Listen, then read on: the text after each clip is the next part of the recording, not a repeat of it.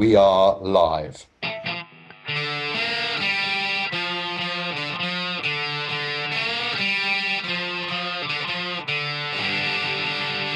Hello and welcome to our first Founder Hacks of 2021, our podcast where we share something we've seen, something we've read, and something we've learned that's been a source of inspiration or edification for the founders that we work with across a broad range of different businesses. Let me start by offering a very brilliant welcome and a Happy New Year to Mr. Anthony Enright. Happy New Year.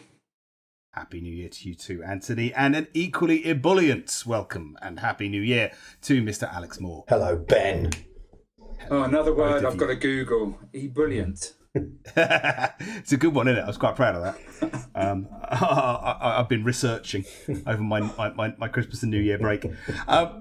Gentlemen, without further ado, let's crack into our content for this week. And I believe, Alex, you'd like to share something I think is a bit of a summary for you, isn't it, of what you've seen? Yeah, I know we just did the Christmas thing where it was a bit of a look back in the year, but I don't know. I was having another look back at the year, which is never a bad thing to do, before I kissed it goodbye forever and never want to see it again. And I was just thinking, my scene, really, it was the remarkable people that I know who are running businesses have achieved remarkable things last year. And it still amazed me because it's a very difficult year and a lot of businesses failed. And but some of the businesses I connected to, the founders have achieved amazing things.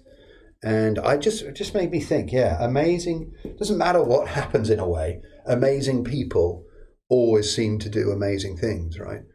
And whatever the hell is going on. And I just thought, that's something I want to talk about on our podcast because it's just something, an interesting one for us to debate, I thought. So, Alex, I mean, immediately on that, is that in spite of the pandemic or because of, do you think? I would say in spite of. They've just managed to overcome obstacles. And these are the type of people who could overcome any obstacle, I think, anything that ever's thrown at them. And they're just remarkable people. So, does that answer your question?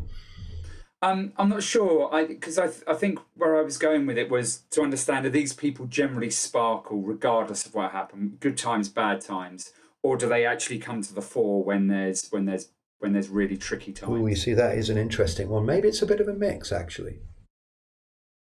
I think it's interesting. I do sometimes wonder whether in business it's sometimes very easy to attribute things to just needing a great person or attribute it all to the person. I guess I wonder sometimes, I think that greatness can be in almost anybody. And it's a question of how, what circumstance they find themselves in that unlocks it for them. So I think probably both are true in different situations. I think I definitely have seen some people who have genuinely sparkled because of the pandemic. It's put them in a situation where they've risen to that challenge magnificently. And I've definitely seen others who have sparkled in spite of it because that's just what they do. So I think it's a mixed bag in terms of different folks and different ways that they are great. And I think it is that breadth. I've definitely been in situations where you've seen people who you'd kind of expect them to be magnificent, but actually it hasn't happened. And then other times where you've seen someone you'd expect perhaps wouldn't quite rise to the challenge, and they absolutely have. So I think we're often surprised. But I absolutely would agree that in this last year I've seen a lot of people who've just done remarkable things, and credit to them. And these are people who, in times like these, we turn to lead us through, potentially. I think through my experience, I absolutely agree. I think everybody has the ability to be great. And my experience tells me, and I'm hesitating, but so I think that it's about environment. I think if you've got the right person, the right environment, you can see great things. And I kind of, it kind of alludes to the, I'm hesitating again because I was going to use a sporting analogy. And in the level of rugby that I've played, Anthony, we're not allowed. I know, not allowed. But in the level of rugby that I've played, it's not a high level of rugby. And what happens is players come and go, and then what you either go on tour to someone that's left the club and you go and visit them, or locally somebody's just left and gone to another club, and you see them in a different light because the environment's different. And they've excelled where they might not have excelled in your environment, they've excelled in another environment because, and it's hard to put your finger on it without knowing the detail, but something in that environment has enabled them to really multiply and really achieve, whereas the environment that you experienced them in didn't allow them to do that. So that's why I think where I was going initially with the question, is it in spite of or because of? Because I do think it's about the environment. I think people that don't always work out for us do have the opportunity to be excellent elsewhere. And just because somebody's failed elsewhere, it doesn't mean as we hire them that they, that they're going to fail. If we've got the right environment, and I always kind of come back to the right value set, if we're working and surrounding around people with the right values, then I think that's where we can really get that greatness. I think values are certainly a massive thing, aren't they? And that alignment. But then, I think it is how we hold those two beliefs in our head. I think it's very important that you believe everyone has the potential to grow in what they need to be brilliant in what they're doing, and at the same time, ready to be the person sometimes who calls it out and says, actually, I don't think that you're able to do the growth in this environment that would be needed for you to be brilliant here. It's a very tough one. It's a very tough one. But I don't think it takes away from Alex's central point, which is, undoubtedly this year we've seen amazing inspirational stories. And sometimes it's those stories that can be unlocking for us, right? Being able to share those stories of how people have conquered, come through against great adversity can be the inspiration and unlock growth for others. Yeah. So maybe that's a takeaway, right? Yeah, and we need to hear more about it, right? We don't hear enough about these unsung heroes, these great stories, in our media, and we just don't hear enough about it. And Ben, I completely agree that when I hear these stories, I find them so inspirational because they are the unsung heroes, and they're the unsung heroes for a lot of people during this pandemic, because whatever it is they've done and whatever it is they've achieved, that they're keeping people in jobs, they're keeping businesses growing, whilst there's others that are, just not in a position to be able to do that. And I'd really, so I think if anybody's got any great stories out there that they could share with us, we'd love to share them on our platform. Because I find it so motivating. I think, especially after Monday's news, where we're in further lockdown, people need those inspirational stories. It's not all doom and gloom. How would you summarise that, Mr. Moore? Well, it's interesting. The conversation's ended up going not where I thought it did, which is always good. But that's really struck a chord with me. That right person, the right environment. I changed school, I remember, and that was quite inspirational for me, just to change school and just be plunged into this new school where I made all these new friends and I really liked it. So I think it's the environment. That's what I'm going to take back from that. It's the environment. And and inspiring people are always good to talk about, aren't they? Absolutely. I think Elon Musk this year, amazing. He's just become the richest man in the world last year. The richest man in the world. Blasted people to the space station. His car company is worth more than General Motors or something. Quite amazing, isn't he? Quite people. I love it. Yeah, I think it's great to celebrate. But I also, I have someone I know who runs a bookshop that she's kept going through all of this in the most extraordinary way, and the inventiveness and the creativity and how she's pivoted. I've just been watching from afar. I don't know if she listens to this, but it's been amazing to watch. And it's a much smaller business perhaps than Mr. Musk's, but I find that just as inspiring. Within that domain to do something so brilliant. And to keep something going that's part of a community, I also find inspiring. So I think it can come from anywhere. Yeah, we've got our local pub who must be suffering, right? Financially, they must be suffering, but yet everything is driven to keeping the community going. So they're running food banks, they're collecting food, they're a drop-off point for unused laptops. They're doing a quiz. They're continuing their quiz every Sunday so people can come together. And it's just those hubs of communities who financially are definitely suffering, but they're not concentrating on that, concentrating on being the hub of the community. And I think there's so much to be said for that. Nice. Well, look, on that note, talk about inspiring information. Anthony, I think you're going to talk to us on about your Red this week, Well, which is I read quite an this- inspiring story in itself, I think. Yeah, well, I read this actually. It was in the Sunday papers, but I kind of read it after again the news of that we're entering into lockdown, and I just found it inspiring. And it's an opinion poll by a company and a survey by a company called Opinion, and they've been surveying individuals to see their appetite for their entrepreneurial spirit and whether or not they would be looking to set up their own business in the next year. And what it tells us is that 1 in 5 Britons wants to set up a new business this year. And actually, when you look at the detail behind the data, it's actually 1 in 3 between 18 and 34-year-olds. Wow. And I just thought that's phenomenal, right? We're in a global pandemic. We're not out of the woods. Thankfully, we've got a vaccine. But there's people really sitting here wanting to do something positive and make a step forward. And I just think at times entrepreneur is an overused word now. But I also think entrepreneurs and founders are the unsung heroes, right? And we employ the good and the great. We employ all different types of personalities, and we create wealth for our local areas or wherever we decide to set up. I think there's so many positives about entrepreneurs, and this was just another one of seeing the world from employed people's eyes, going that's what I want to do next. That's where I want to be. And I just thought, what a great start to the year by thinking, yeah, I don't care what's going on. I'm gonna actually put my money where my mouth is and go and start something new.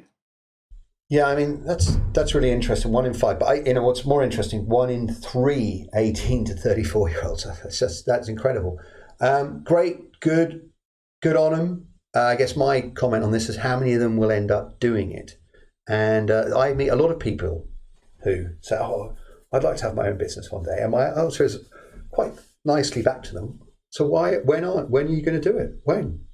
Yeah, why didn't you do it? Well, I haven't really thought. Someone else is doing it. That's another one. Someone else has already thought of it. I love that one. It's like, what? Oh, it just makes me really annoyed. It's like, to me, yeah, there's a lot of people who say they want to start businesses, but they never do. And they always do it. They think, I've got friends who've been telling me for 30 years they want to start a business. And they don't. They think they do, because if they were, they would be doing it. And I think that would be my, when I talk to them over a couple of beers, I'm like, just go and do it. Don't worry about. There's usually a list of reasons why someone else has thought of it, or I haven't got enough money, or I've got this to worry about.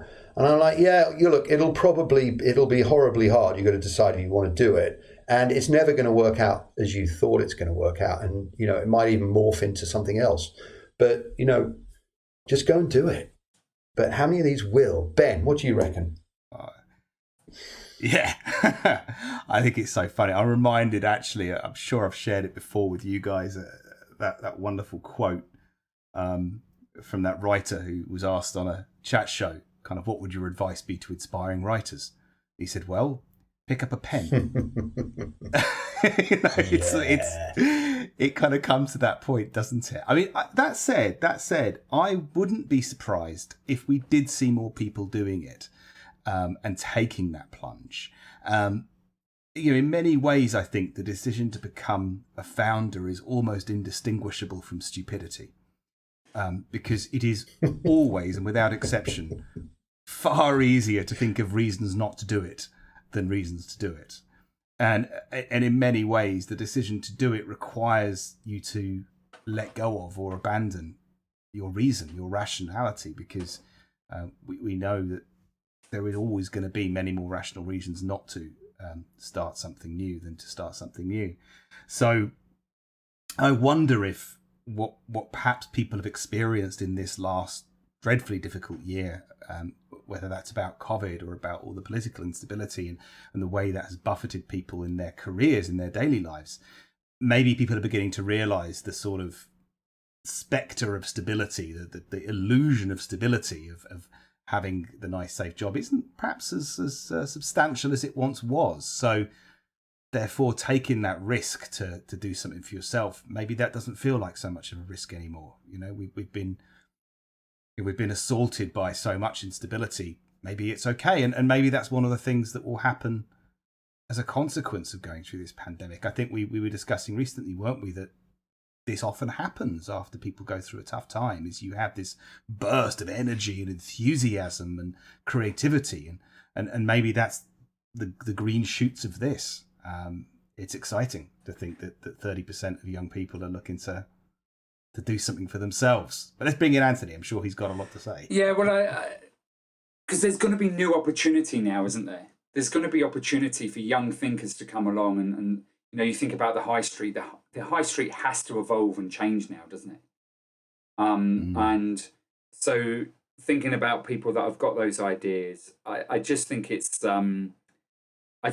wonderfully exciting to be able to look at that and go, there is opportunity. There's always opportunity when we have a down time and a down moment. There's opportunities that come from it. And it's who's going to be out there making those opportunities. You know, you don't just get huge organizations, do you? They don't just pop up. They start from somebody sitting in their bedroom or, you know, going for a walk and thinking that I should do this and having the courage to be able to go and do it. And I just think, you know, it's really exciting to think about those individuals that have got those ideas, that are going to be thinking differently about how things are done. So they can actually change things and improve, you know, either our quality of life or the way that we do certain things. So I just think there's huge opportunity out there. And I think if anybody's listening, you know, and you're thinking of doing it, just speak to people like us and that have done it. I'm not saying speak to us, we're more than happy to speak to us, but you know, get experience shares from people that have done it. Yeah, because there are some things and experiences that we've all had in setting up businesses that we wouldn't look to repeat again, and try and use some of that experience from people so that actually you've got a better opportunity to succeed as you go through this. And people will give it, right? That's the other thing I think I'd share with anybody just who's got that, who is considering, if you're serious about it, if you really want to do it, I'd almost bet my bottom dollar that anybody who has done it will be delighted to share with you what that was like and what they learned. And because people are generous. I mean, people who founders, in my experience at least, are generally very generous and love the inspiration. Especially, I mean, seeing a lot of younger people now with businesses that are sort of a triple win. They're great businesses. They're doing something that's good in the world. That sort of values-based businesses that yes, are businesses and are good and quality businesses, but also have that positive impact, I think is super exciting. For me, guys, it's that, I do totally agree. Ask somebody who has set up a business if you're thinking about it. But I don't think you should ask anyone if you should do it.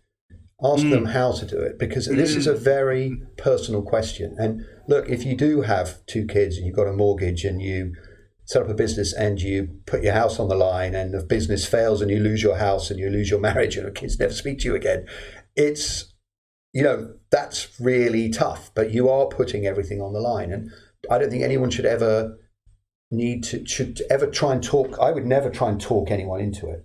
I'd just go, why aren't you doing it then? If you say I tend to try and talk them out of it, actually. That's usually my first response. And I think, if you're going to ask people how they've done it, but don't ask them to, if you're on the edge of making a decision, don't ask them if they think you should do it, because that's not fair, and that's a decision for you to make inside your own heart and brain. So that's my thought. What do you think? Do you want to sum that one up, Mr. Enright? Yeah, well, there was the kind of cynical response at the beginning, Mr. Moore. I do that, don't I? I do that. But I think it's true. That wouldn't it be great if the same people were surveyed in a year's time to see actually how many do it? And I actually get that. But even if just a small number of those take them up, to Ben's point, just pick up a pen, just start and see what comes of it. And I think that would be my final piece, is just, you don't have to these days go all in. And actually the article does talk about people continuing to do their full-time job whilst they look to, it's a clever way to of set doing something it. Up. Yeah, you don't have to draw that line so much anymore, because of the way that businesses are run now, being online, etc. You don't have to put everything on the line, but experience would tell me at some point you will, if you get those seeds of success, at some point you won't be able to continue to do both. But you don't necessarily have to hand your notice in tomorrow and start the following day. You can check it out, you can test it, you can see what works, what doesn't work in the evenings, at weekends, and give yourself the best opportunity to succeed. Nice. Wise words. And on that note, we're moving on to our learned, and over to you, Ben. Thanks, Anne. It kind of feels quite appropriate given what we've shared. We've talked about seeing people sparkle. We've talked about what it takes for people to take the plunge, and I guess this is something that for me feels really important right now. If you are someone who has taken the plunge, and it's been a learn for me, I guess, reflected on the year a bit like Alex, and it was actually inspired by a song by a singer called William DeVaughn, which is called "Be Thankful for What You've Got," and I commend it to you both and to everybody listening. It's a great tune, but what it reminded me of is that, look, 2020 was a tough year. We know that it was a tough old year. We're now, as we sit here recording this, we're about a week and a half into 2021. It sort of feels like 2021 turned to 2020 and said, "Hold my beer," and it's having a good go at us already. We've already seen some extraordinary, quite frightening stuff happening in 2021. We're not out of the woods yet. So look, we know we're confronting more tough times ahead. And I think it's very easy when you are a founder that your attention will naturally get drawn to what is wrong. If you're a founder, certainly in my own experience, our attention is naturally drawn to what's wrong, what's difficult, what's challenging, what may frighten us. We're scanning the horizon ahead and we're looking for the icebergs. And we are also human beings, and that can be really draining. It can be very draining when you're only paying attention to what is wrong and what is bad. And a learn for me this last year actually has been, I have to make some conscious decisions every now and again to pay attention for what I've got, to pay attention to what is positive about my business and about life in general, and be thankful for that. But the only way it happens is through conscious choice. Actually, I feel for many founders, the only way that happens if they make a conscious choice to do so. It's very easy to stay stuck in that place of only paying attention to the negative. It's easy to become negative, for your team to see you as someone who is negative. So I guess for me, my learn is, let's remember to be thankful for what we've got, and let's make a conscious choice every now and again to make sure we pay attention to what is good, what is positive, and what signs there are that we're going to succeed and that our business is going to be great, and that we can be grateful for those aspects of it that serve that. So it's an interesting learn, inspired by William DeVaughn. Mr. Moore, what do you reckon? I like your learns, Ben. Hey, let's go.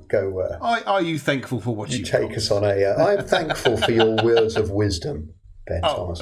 Very kind. Yeah, no, I like this a lot, and it's funny how learns can come from all over the place. Just a song that pops in your head. It's great. It's great if you're open to these things. And I remember my years of living in Japan. And I was I had a part-time job teaching English. I never particularly enjoyed it. And I had this sheet, and I was just foster conversation with very guarded Japanese people who often didn't speak very good English.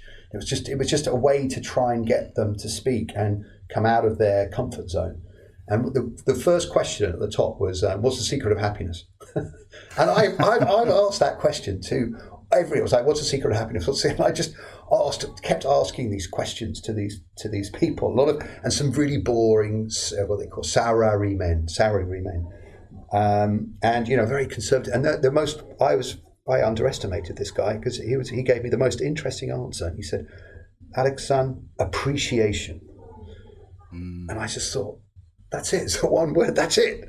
I've asked all these people, and I think, yes, the appreciation of what you have. It doesn't matter what you have, but if you appreciate that. And I think, as you're absolutely right, Ben, as founder of a business, I was always the one fear was a massive motivator for me, running my last business. And I was always looking for the icebergs. And that was my default. If everything's working fine, I'm not going to second guess. I'm only going to focus on things that are broken or not working. But it did create a sense of paranoia. It did create a sense of fear. It was actually, for a while, it was very useful to me.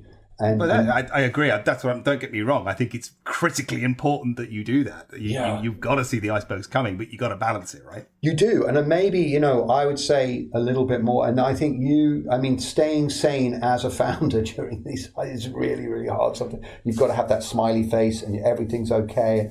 How are you today? You go, yeah, I'm absolutely great. And inside, it's like, it's the worst day of my life. I can't pay everyone next week, but anyway, yeah, everything's fine. It's great. Yeah, how are you doing? And I don't know, a little bit more of appreciation, Ben. I absolutely just going, and I think could not agree more. Anthony? The timing of this is interesting for me because, it's the first week and a bit back in January. And, a lot of us, I know personally, I have suffered, from the January blues. You have this, Christmas wasn't quite what we all expected, but it's still that time where a lot of people put their laptops away, put their work away, and just have some R&R. So, and coming back into the new year, especially with what we've been greeted with a further lockdown, can be incredibly difficult. And it's so easy, I think, at times to get caught up in the negativity. And as a leader, if you're caught up in that negativity and people see you with that negativity, it's really hard to turn that around. People can, they will mimic a lot of what you're doing. And I think it's a real issue at the moment, given where we are. We speak every now and again about mental health. So not only about the appreciation, because that is something that I certainly now do, but I think it's also acceptance. I think when you can accept what's going on around you, and just know what are the things you can change and can be in control of, and accept those that you can't. I think for me that can also be quite empowering. And about 18 months ago, I was talking to somebody, and it seemed to be the vogue thing at the time was to stop looking and stop watching the news. And I thought, there's no way, sort of being a founder, being an entrepreneur, there's no way I can stop looking at the news and know what's going on in the world. But actually, as you both know, for the last 12 months or so, I've actually stopped watching the news, and I have a real aversion to either hearing the news or seeing the news on the television. I have to leave the room if it's on, because I just find it so negative. And that's been had a huge positive impact on me to be writing down what I'm grateful for and writing down what it is I want to achieve. So anytime I'm feeling a little bit low, and there are those times I can just go, I look at those things, I remind myself. And the other thing I do is, if I'm ever feeling really quite negative and I want to get into that positive mindset, I just pick up the phone and speak to somebody, either a friend, potentially one of you two, and just pick up the phone or go to a call and go to that next call. And as soon as you get into that mind, it's much easier to become more positive. So for me, it's about acceptance and appreciation, but also you've got to take control of it for yourself, in my experience. Yeah, I think that's a key point. I mean, I must admit, I'm a bit of a news addict, although I fear the instinct that drives that is similar to the one that makes you rubberneck at a car crash at the moment. It's sort of irresistibly dramatic. Yeah, especially this week, my God. Especially, this past week has been quite extraordinary. But I love that, and that acceptance, I think, is absolutely critical. But also what you said at the end there in terms of that conscious choice, I think, is such the key point here. You've got to choose to, because our instincts might not serve us well here. Our instincts will be for the negative. But gents, I think we're at time. So wow, what a powerful conversation.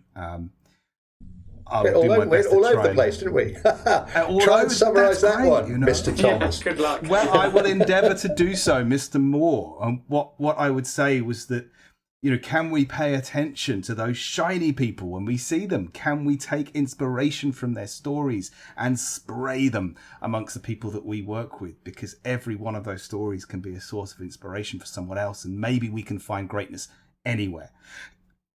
Given that a third of people are looking to start a business under the age of 34, I think it was, how many of them can pick up the pen? And if that is you, can you find somebody who could perhaps Not tell you whether you should, but maybe they can help you work out how to take the plunge and do something extraordinary for yourself. And finally, we may be drawn to the negative. We may have that same instinct as me to rubberneck at the disasters as they befall us, and doubtless they will. But at the same time, can we balance that by choosing to pay attention to what is positive and do so with an eye of appreciation and acceptance, maintaining balance and leading our teams through whatever the world may throw at us next. So on that note, folks, thank you very much indeed for listening. And as ever, please remember, if you have any stories to share, if you'd like to even participate on Founder Hacks, if you're a founder and would like to come and be a guest, please do drop us a line at hello@atomics.co.uk. It remains simply to say an enormous thank you as ever to Mr. Anthony Enright. Thank you. And an equally enormous thank you to Mr. Alex Moore. Thanks, gentlemen. Thanks for listening. I've been Ben Thomas. This has been Founder Hacks, and thank you very much indeed for listening.